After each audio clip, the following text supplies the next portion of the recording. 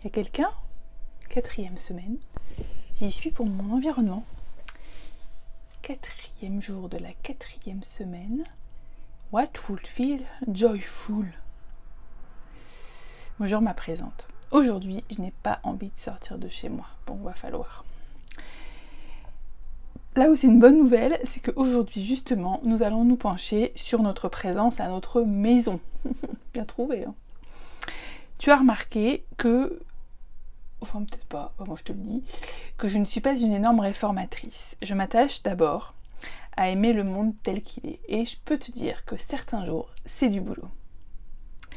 Et tout de même, une fois de temps en temps, ça fait pas de mal de se demander comment pourrais-je rendre le monde un peu meilleur.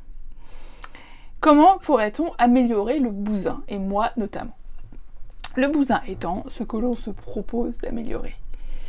Ce sur quoi se penche notre regard et notre frustration. Est-ce que toi aussi, tu te sens collé à ta maison?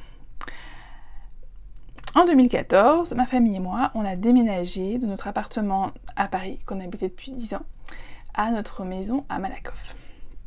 Ce déménagement m'a procuré plusieurs mois d'anxiété avant et après. Et figure-toi que je ne suis pas la seule, parce qu'au rang des traumatismes de la vie ordinaire, le déménagement apparaît en 3e place, après la mort d'un proche et la séparation des parents ou avec un proche, sur son conjoint.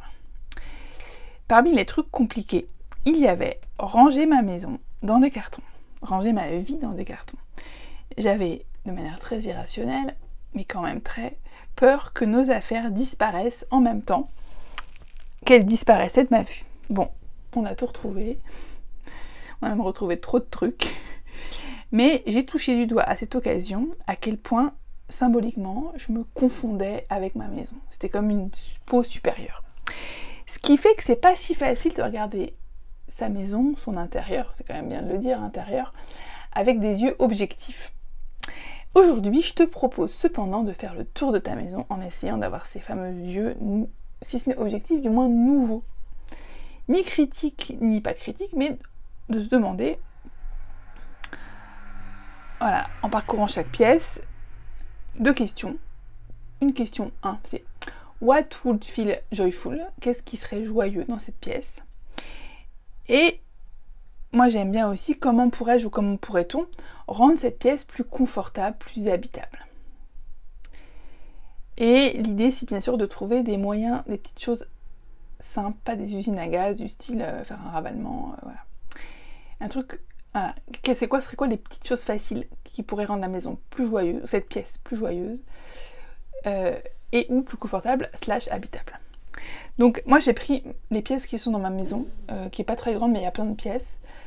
Ah bah d'ailleurs j'en ai oublié une. J'ai oublié de l'abri de jardin. Voilà, donc il y a plein de petites pièces. Tu sais, les maisons, elles ont pas mal de pièces dites de place perdue, quoi. Donc on a ça chez nous. Donc tu adaptes à ta propre maison. Voilà. Donc qu'est-ce qu'il faut? What will feel joyful? Dans l'entrée, dans les toilettes, dans le salon, dans la cuisine, dans la chambre de mon enfant numéro 1, dans la buanderie, dans le garage, dans la salle de télé, dans notre chambre, dans mon dressing, dans le bureau, dans la salle de bain, dans la chambre de l'enfant numéro 2, sur mon balcon, dans le jardin numéro 1, dans le jardin numéro 2, dans l'abri de jardin, et on a aussi un truc pour les bûches, dans l'appentis à bûches. Note toutes tes idées pièce par pièce. Par exemple, moi, sur le balcon, je pourrais enlever toutes les plantes d'hiver et les mettre dans un coin ombragé du jardin d'en bas, en attendant l'été. Enfin, en attendant l'hiver prochain, qu'elles soient de nouveau belles, parce qu'elles n'aiment pas le chaud. Dans le jardin, j'aimerais installer une guirlande lumineuse avec des ampoules de toutes les couleurs, comme un Biergarten. Et on pourrait aussi retendre le hamac maintenant qu'il pleut plus. Dans notre chambre, j'aimerais trouver une place pour la grosse couette d'hiver qui a été remplacée par une fine couette d'été. Mais là, pour l'instant, elle traîne sur le tapis, ce qui n'est pas sa place. Je pourrais aussi repasser et ranger mes jolis habits d'été, entassés sur le valet, parce que je viens de les ressortir de la boîte d'habits d'été. Dans l'entrée, je pourrais déposer tous les manteaux et vestes qui sont sur le porte-manteau, sur le canapé, et on rangerait les vêtements trop chauds jusqu'à l'automne. Dans la salle de bain, j'aimerais faire venir un carreleur, plombier, et on la redessinerait et on la refabriquerait ensemble, parce qu'elle est très très vieille cette salle de bain. Voilà quelques idées. J'ai pas fait tout. Mais voilà, le truc, ce serait ça.